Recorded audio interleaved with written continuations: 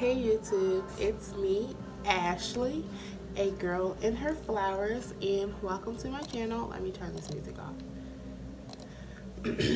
So I know I suck. I'm supposed to write a blog, and today has just been so hectic, and the drafts for the blogs that I already have are at home. So I'm kind of winging it here today, and I really want to stay committed to doing the blogs. So I come to you here in my office on my lunch break to talk to you guys about my weight loss journey. So, as I told you all before, I am in the bariatric program here at the University of Michigan.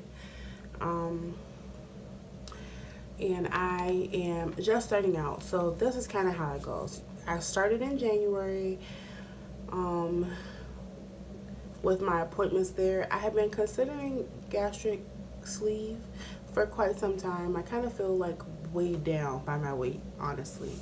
And I kind of need help to jumpstart. I'm suffering from asthma, all these other just different, asthma, gout, hypertension, pre-diabetic, and I know that losing the weight is a necessary thing for me. So in the beginning of the program, I went to go see a PA, which is a physician's assistant, a dietitian, and I got a saw psychiatrist because you have to get a neuropsych exam.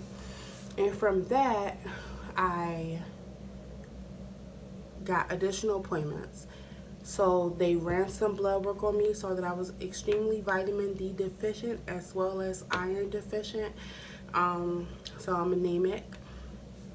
And then I had to do a sleep study, and the sleep study came out that I do have obstructive sleep apnea. For those who don't know what that is, ultimately it's like their oxygen level in your lungs, it just gets extremely low. Mine's dropped between 30 and 60%, 17 times per hour during my sleep study, which, may I add, was like the worst experience. Like, if you're used to sleeping in your comfy bed, the sleep study is not the answer. So, but from that, now I wear a CPAP machine.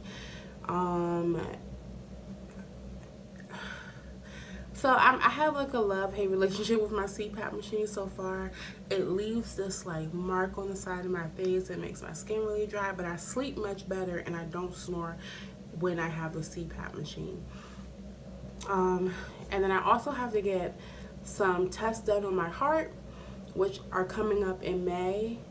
And I have to see my dietitian once a month, the first Friday of every month for 6 months, and then I can get my surgery. But in the meantime, I'm also seeing a nutritionist and my primary care physician because I want to keep up on, all the health things that I'm going through. As far as medications, I was taking something called Xenical, which is, if you ever heard of Ally, it's just the prescribed version of Ally. And you take it once with every meal. It kind of helps with your body's absorption of fat, and it's no good. I mean, you're gonna spend 80% of your time on the toilet, and I just stopped taking it. My doctor isn't pressuring me about taking it. I'm going to be talking to my primary care physician on Tuesday about starting something called Contrave, which is bupropion and Nexplanon or something kind of mixed up, and it helps with to curb your cravings. Yeah, it just helps curb your cravings, and it doesn't give you that anxious feeling that some pills give people like me who have diagnosed anxiety disorders. And that's pretty much where I stand. I'm working out 5 times a week. What I do is I dance in my house for about an hour, work up a good sweat, and dance with the kids. And then I meal prep. So on Sundays, I make my lunch for the week. And if I am unable to, I'll get lunch here where I work. But I'm trying not to do that just as a cost saving measure, as well as it's very easy to go way over your calories when you do that. And I'm also tracking my food. So I use a couple apps to help me. I use an app called Plantlanny, which takes your weight and your height and tells you how much water you should be drinking. So according to the app, I should be taking 144 ounces of water a day. And so I have my little cup here that is 24 ounces, and then I try to do I think about 6 of them throughout the day, and that's more than 144, I think. Yeah. So I try to get my water intake in for the day, which means I spend a lot of time in the bathroom.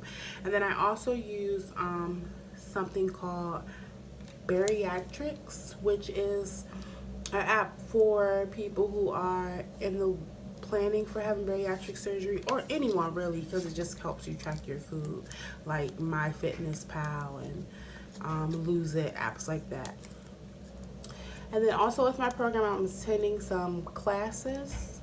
So I'm going to a class next week, which is about navigating the grocery store. They offer, multiple classes, and I just have to attend 2 and stay on top of my medication. My asthma inhaler, I'm taking ergo calciferol, which is 50,000 units of vitamin D once a week for the next 8 weeks, and we'll do a new blood draw to make sure that my vitamin D is up.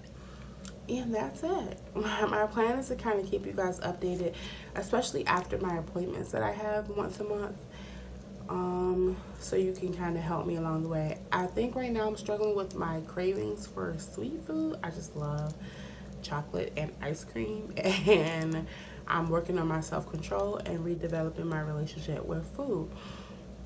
So if you are interested in bariatric surgery, or you have questions about it, or you have questions about, what I'm going through, please feel free to send me a message, comment below, and I'll answer whatever I can. And with that being said, please don't forget to like, share, comment, and subscribe to my channel, as well as follow my blog, agirlandherflowers.wordpress.com. And thank you for listening. Until next time.